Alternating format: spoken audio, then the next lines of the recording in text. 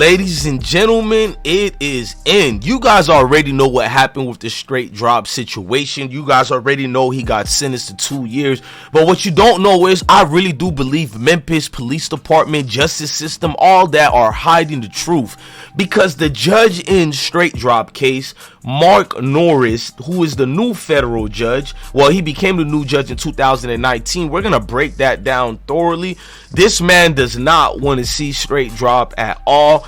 And he made sure to announce how he's disappointed in Straight Drop and how now he has to be in the mix to do the unexpectable to Straight Drop case. Now, ladies and gentlemen, we're going to break this up. We need y'all to hit the like button. Hit the notification bell. Make sure you rock out with I Smoke Hip Hop Live. We cover real news, real information, real updates. We don't cap over here. And if it's our personal opinion, we make sure to let you know whatever we're covering is an opinion based on this circumstances and real information. So it's not just shit out our ass that we make up. Now we're gonna break this down. Now this judge, Mark Morris, let me say his name properly. Chuck Norris. Nah, I'm just joking. His name is Mark Morris, federal judge down there in Tennessee. He's taking the case. A lot of prominent faces and figures have taken this case, and that's leading me to believe what's going on. Who is Straight Drop? Who is Straight Drop connected to behind the scenes? I'm not talking behind the streets, behind the scenes with these personalities, these Jakes. You know, it's a lot of Jakes who do a lot of filthy things to be in the ups with these young rappers, these young entertainers, these young street niggas. Now I'm gonna get started by showing you guys who's Mark Norris first, and then I'm gonna break down how they're trying to get Straight Drop to shut up.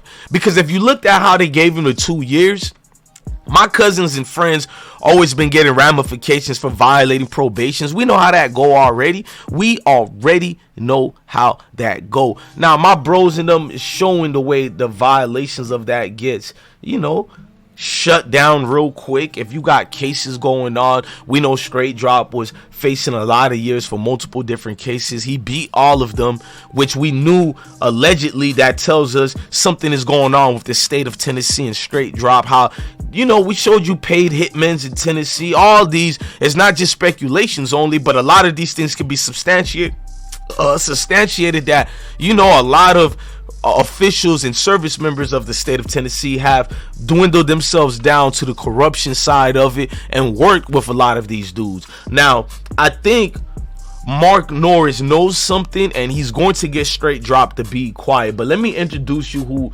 Mark is. A lot of people are not familiar with him. Well, ladies and gentlemen, this is who Mark is. It's problematic, but it's problematic from a number of states in Tennessee. I voted against it last year. I was prepared to vote against it again this year. It's problematic, but it's problematic from a number of perspectives. Yet they are here. Yes, they are. So what would you propose to do about them? You can't send them away, can you? No, but it's interesting that the state of Tennessee joined with a number of other states this week and filed an amicus brief in the Ninth Circuit case out of Hawaii. And I've got it right here in front of me. It's interesting that at the introduction summary of the argument says, and I quote, after multiple officials drew public attention to serious flaws in the pre-existing vetting scheme for aliens residing abroad who wish to enter this country with visas or as refugees, the executive branch made a policy decision entrusted to it expressly by Congress. And they go on to support the president's executive order on immigration and refugees.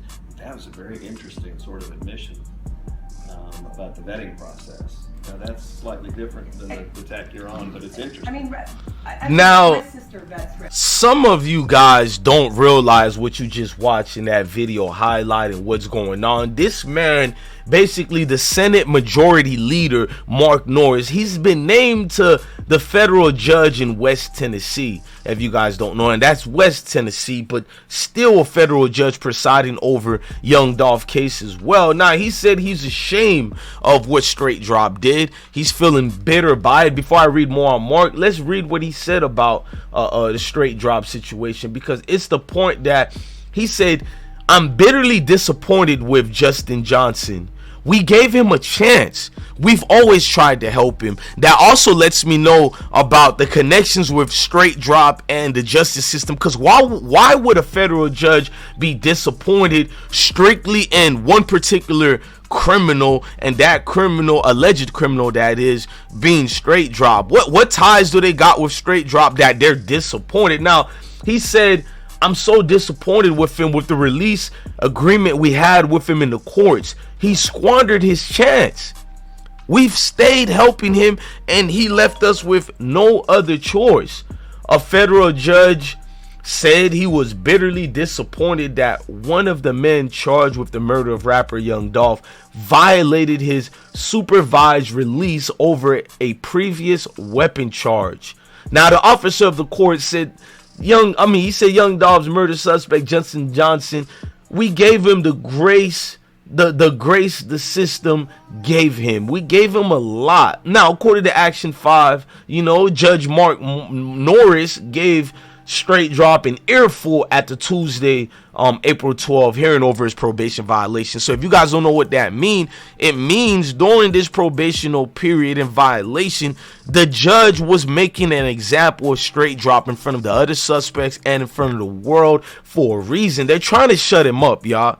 Painting a picture on an empty canvas is the best way to get people to believe what you're saying. Now, it's a lot that was going on with that. Like, we know Justin Johnson pled guilty to not being regularly employed and missing mandatory drug screenings and therapy, failing to seek permission before leaving a jurisdiction and being arrested. Now, they know he violated his probation, but they also should understand this is one of the most serious cases you're going to go through in your life. If he failed his probation, it should be something in the appeal that he'll get the win, because his life was endangered. He was on the run because people are saying he killed this great Memphis legend. It's a lot that was going on. Now, Johnson pled guilty, we know that, but he could have been forced also by this Mark Norris taking over the case. It's a lot of high-powered people involved in this case, so we don't know what's going on behind the scenes. We don't know who's telling who to be quiet, not to say anything about these cases and situations. Now, the travel and the arrest are connected to the Young Dolph murder. I want you guys to know that his violation of his case is being connected to the Young Dolph murder, but they're trying to make you guys think it's two separate cases, it's a separate situation. But best believe they tied it to the Young Dolph case and trying to find the best way to make him guilty with limited evidence and resources to find him guilty. Now, all the reports are showing that I'm correct about there's a situation going down there in Memphis. People are trying to make people hush up and be quiet. The U.S. Marshal Service, Memphis Police Department, Crime Stoppers, and Tennessee Bureau of Investigation had offered a reward of $15,000 for information. Now, people told me allegedly it's no real reward. It's the quiet game, elimination game. Wipe certain people out and keeping no drops spilled. Johnson was sentenced to the 2 years for the violation, and the man said he was ready to get this hearing over because he has a lot going on with the Young Dolph case. That's what he said, and that's what he let them know. But a lot of people are not going to let that go. They still believe this makes him guilty. They believe this is the open and shut case they've been seeking and waiting for. Me, on the other hand, I said it leads to more speculations, but also substantiated facts that nobody in this case could be trusted, and the main people who can't be trusted is the main key people who are involved in this, which is the judicial system that we believe is involved in it. So at the end of the day, I am going to take my time with this case. I am going to give you guys updates on anything on this case that can give you closure in any type of way. I'm gonna still be a real street one and not get anybody indicted, not get anybody caught up or locked up. You can do a journalism duty and proper cases without getting folks in trouble. There's been a lot of corruptions far too much down there with the Memphis justice system. We're gonna get it done the right way. This is your guy, DJ Bless One. Love your family, love your kids, and ladies and gentlemen, stay blessed.